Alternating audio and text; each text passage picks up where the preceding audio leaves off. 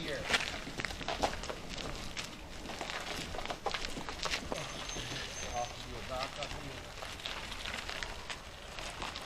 Brakes.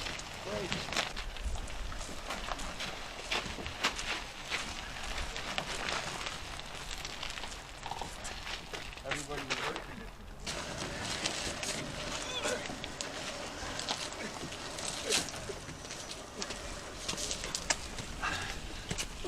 Okay. Oh, hey YouTube. Jesus. Marko with Marko's Garage. Coming in with a 64 Impala. Let's see if we get it running. It's been sitting for, house last registered 78. Yeah. 1978, so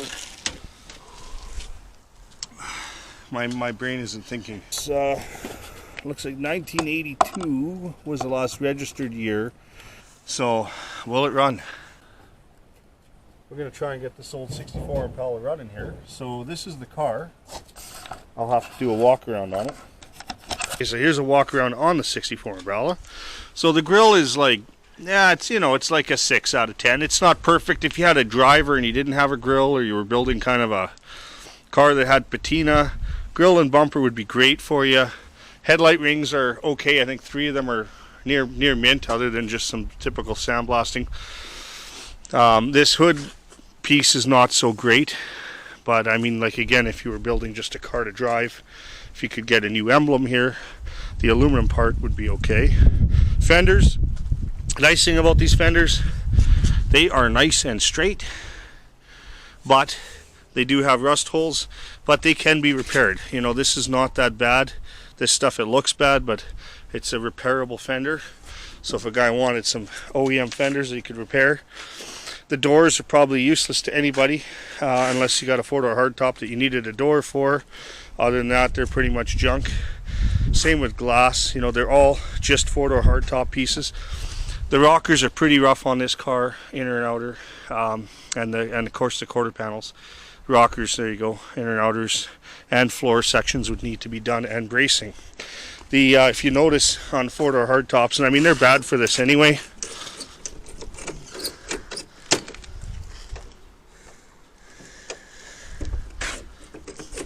Okay, that door doesn't even open, so let's go to the other door and I'll show you.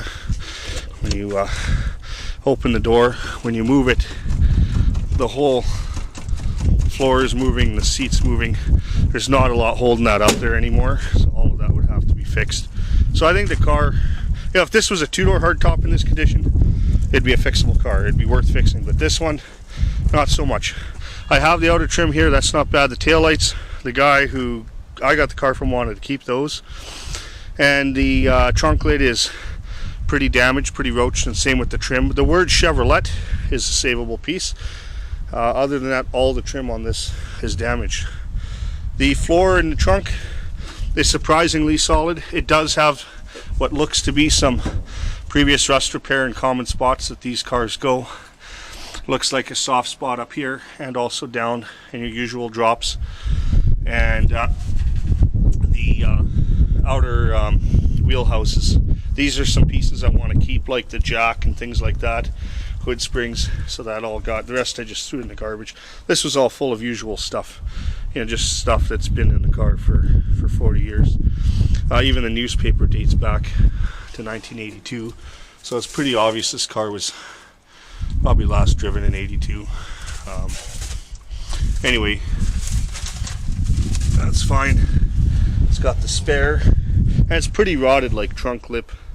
All of that stuff would have to be replaced, so this is pretty far gone that way. So I mean, I hate cutting up an old car, but at the same time, if it can get parts for somebody else, again, you know, the interior is very ratty, a lot of mouse nests and things like that. The seats are the fabric on it's no good. You can get coverings and stuff, that's not a big deal. If somebody needed a good seat frame, the seat frame would be good, but it is a bench seat for a 4-door, so it doesn't fold forward. You know, the inner glove box is okay. This was full right to the front with the mouse nest completely. All the dash pieces are here. Nothing's been robbed out of this car other than the steering wheel. The dash I'd like to cut out in its entirety and keep it as either a wall hanger or sell it to somebody, or something like that. There's a few things that have to come out of this car, some door pulls and some things that can be used. I'll be doing that. These mirrors are aftermarket and they're broken, so they're just going to go. The hood is a good piece if somebody needed. Even the trim on the hood is nice and straight. That would clean up really nice, so that's a good piece.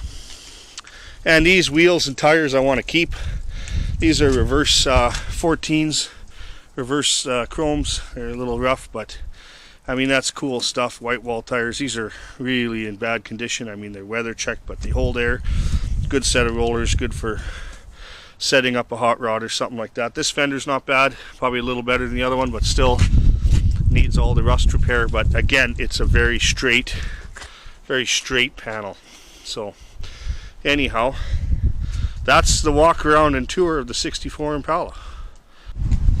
Okay, so we just lifted the hood off. It's on the roof here. Just looking at this 283. We have, just want to make sure I have some battery cables here.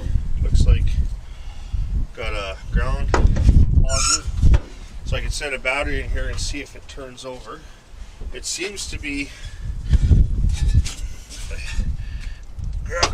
I can turn the, so it's not stuck, which is a good sign. So obviously we're going to check for spark. Obviously we're not going to get fuel. I don't even know. Oh, there's this hose here. That's right. Somebody tried to maybe pour fuel in here to get it running at one time. Just going to see here. This is the positive, so we have to put the battery here.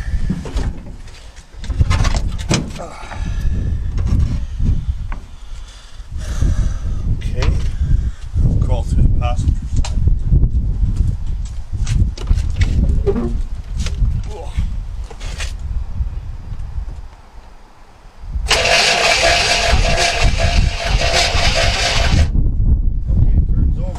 So what I'll do, I'm just going to hold this from the coil. I'm going to go to the valve cover and see if we have a spark.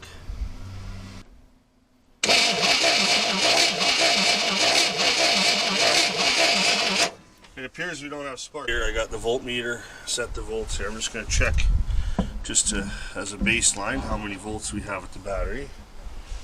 We got 12.42 volts. Okay, so I'm going to go to the positive side of the coil.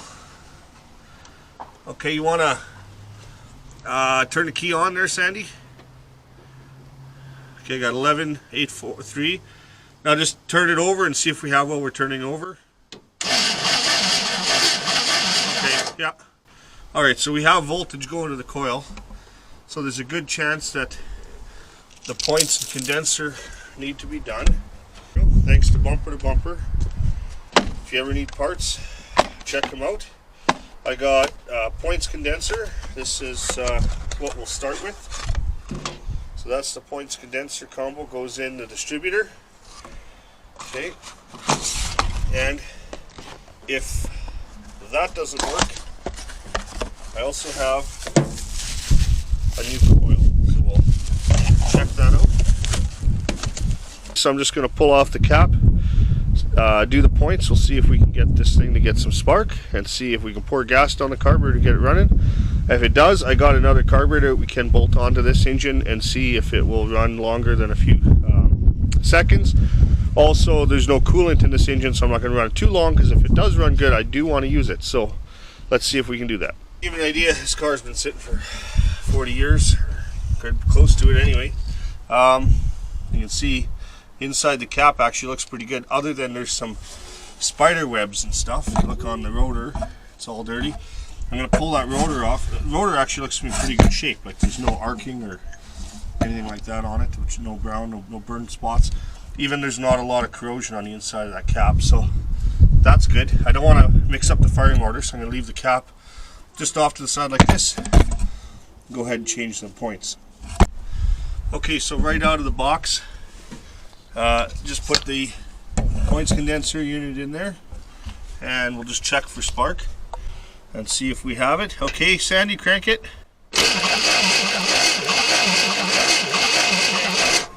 we have spark, if you see that. So now we can put this rotor back on, the cap back on, dump some fuel down the carburetor. We're also going to check, it's always a good idea, check for oil in the engine. I don't know if we did that here, so let's just check and see. I think Sandy did, he said there was, but let's just see what we got. Pull the dipstick. As you can see, there's oil in it, so if we start it, we're not going to damage anything. And the oil doesn't even look too bad, which is nice. Okay. The rotor back on, cap back on. So I'm just going to throw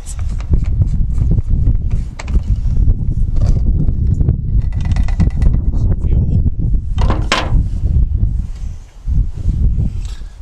I'm just going to dump some gas down here.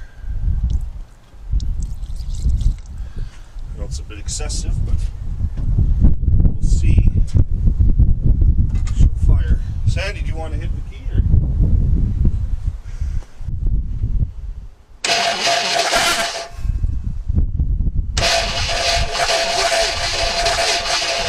Hang on a second. Okay, add a little more fuel. Go ahead.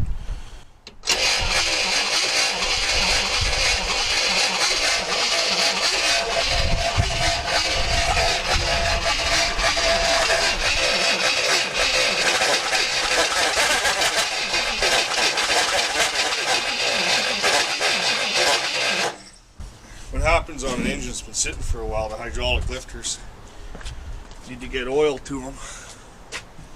Start opening the valves and such. Okay, go ahead.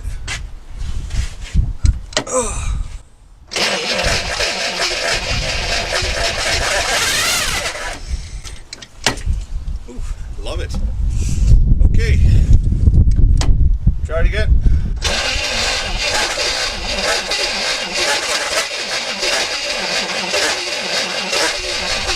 I'm going to get some fuel into the carburetor and try to... Okay, I poured and filled up the float chamber. Now this carburetor is probably gummed up, so it may not actually equate to putting fuel into the engine, but let's give it a shot and see.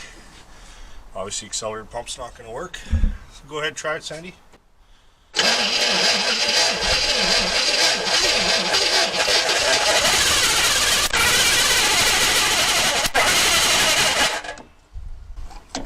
Oh. Almost sounds like something's not releasing on the starter.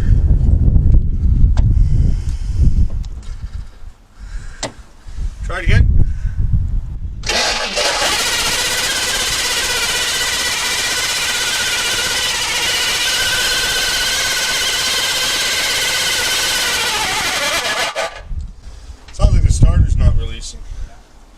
Okay, so it does run. I pour a little bit more fuel and see. Sounds like the starter's not releasing. That's not a big deal. I have another one.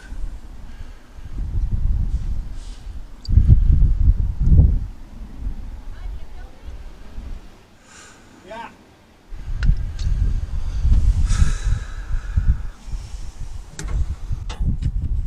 Okay, go ahead.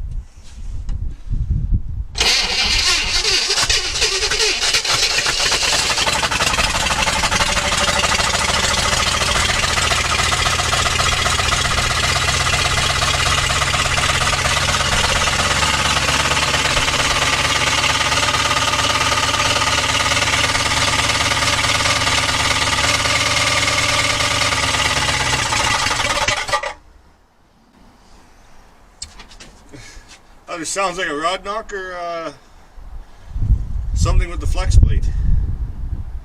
I'm not sure. It runs, so it's just a matter whether that noise is something just underneath the car or if it's in the bottom end. Here, why don't you come out, Sandy, and you tell me what you think. I'm going to pour a little bit more fuel down here. You had a rod knock? Just tell me if you think that's what it sounds like. Could be why the car was parked. Also, it seems like it's in gear, so maybe neutral.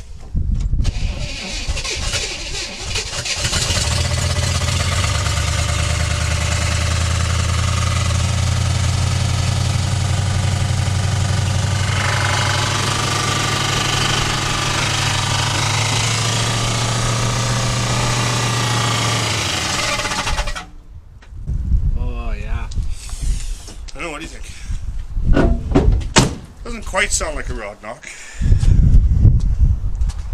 It's idling really high, probably because of the there's no coolant, and also the choke was on, so it'll be running on choke idle. Let me just pour a little bit with the choke off and see if it'll idle smooth. Maybe we can hear the. Sometimes I'm filling up the float bowl, arming it that way. I'm just worried the car might be in gear because it doesn't seem to have park. Let's just see.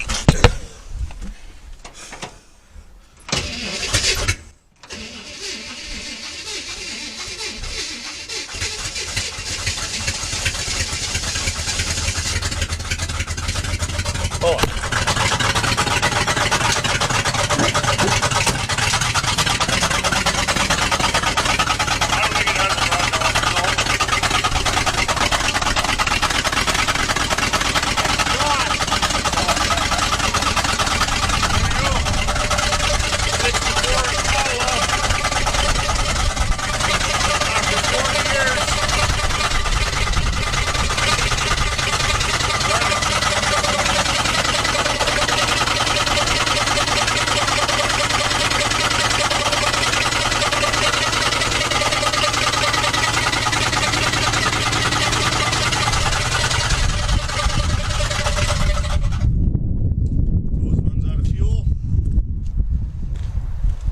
There we go, 64 Impala. Well, hopefully good run in 283. There might be just something to make. Now it sounds like the starter's not making that noise anymore. It might be a exhaust. Exhaust, yeah. Yeah. Started it again. Yeah, I'm just going to throw some more fuel in then. Yeah. And I see the donut is. Well, there's no exhaust on it. Like this side, it's rotted off. So Oh. I think on that side the exhaust pipe is off too. So it's basically just Yeah. open manifolds. Yeah. You know, an engine has been running for so long. There's all kinds of. You just fill that. See if it started again here.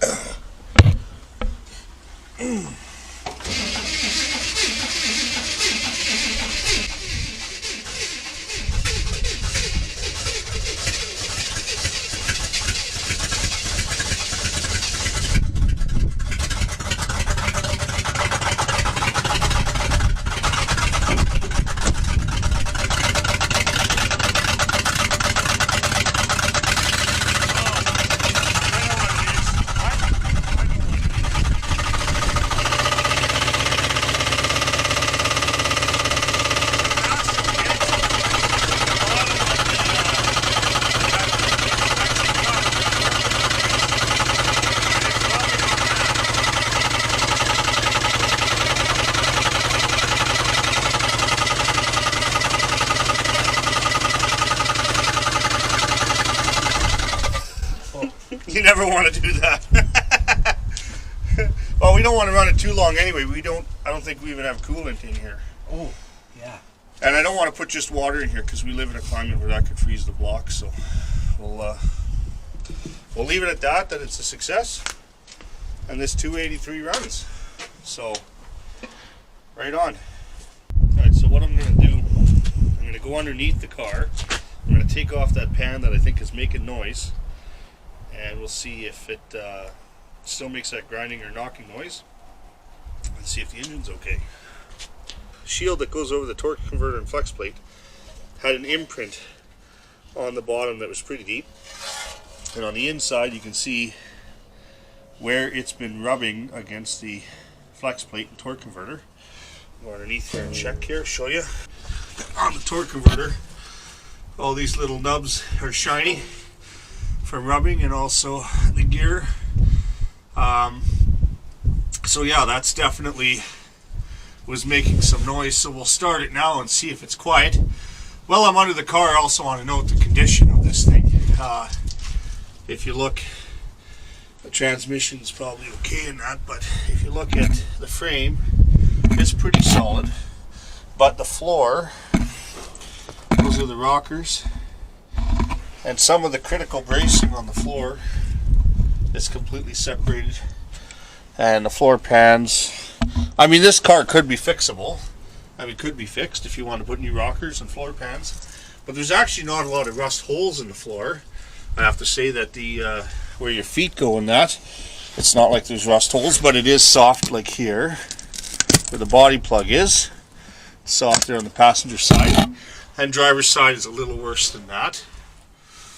But other than that, emergency brake doesn't look to be hooked up. It's all kind of bent and broken. But this is an X frame on these cars. So the frame is just in the middle, and the outer strength in the body's more unitized.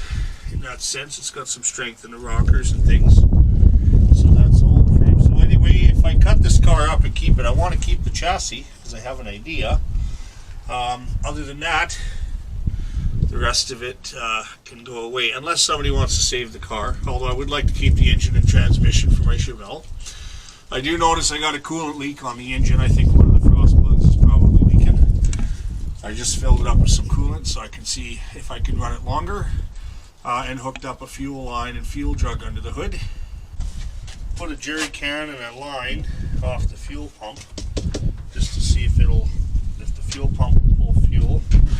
And I topped up the coolant a bit so that the engine's not running. It's still below the fins now, but I'm not going to waste a bunch of coolant on this thing. And fire it up and see. Also, I put power steering, tranny fluid in the power steering pump to see if the power steering works, because it was bone dry. Probably leaks bad.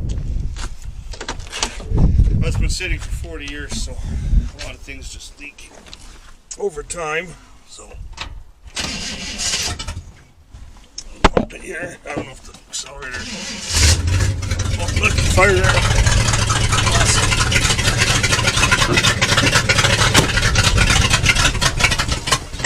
Of course, yeah. All right, let me just start that if we can. Oh, doesn't sound like it has that noise, so that probably was all the noise.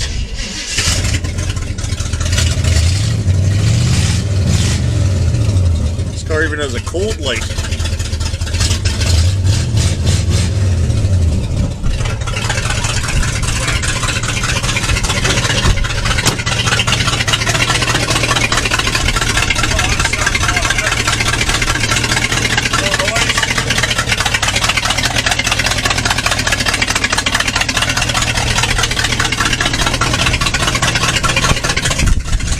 Well, that sounds better, eh?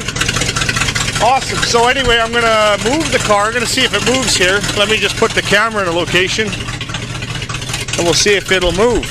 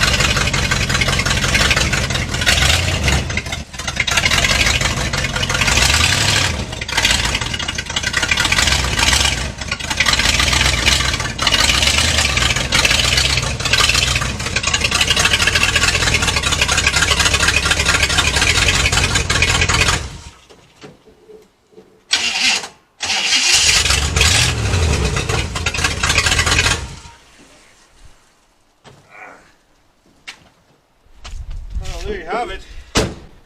Tranny must be a little low on fluid, but it moves. I don't have any brakes at all, so I'm not going to take it out anywhere. There you have it, 1964 Impala running and moves a little bit. I won't be fixing this car up, at least myself. If somebody wanted to fix this car and buy it, I wouldn't mind keeping the engine and trans out of it, but you never know what happens. But other than that, I'm going to part this car out. If not, I'm just going to keep trim parts, grill, front fenders, hood, some pieces that are out of the car. If somebody would want this windshield, it's very fixable, but it's 4-door hardtop only. Also, leave in the comments below what you think I should do with this Impala, but I don't want to fix it up because underneath this car cover I have a 67 Chevelle, and I'd much rather spend my time on this car than the 64 Impala. So I don't want to keep it, but the engine from that car may make it in the 67 so that it can run and move and drive around. So anyway, if you like these videos, please subscribe, hit that like button, ring that bell for notifications. Have yourself a great day. Thanks for watching. See you next time. 55 now? Poor Sandy.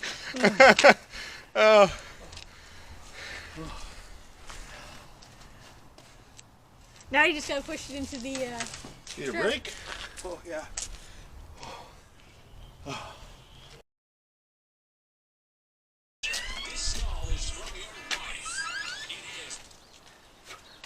Hello? Alright, how about yourself?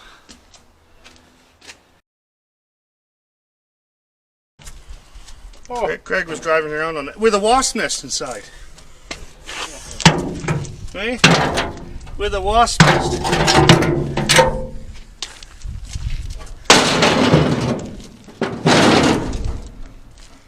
Ah, one more to do. I'm tired. I'm gonna go have lunch. Hungry. Okay.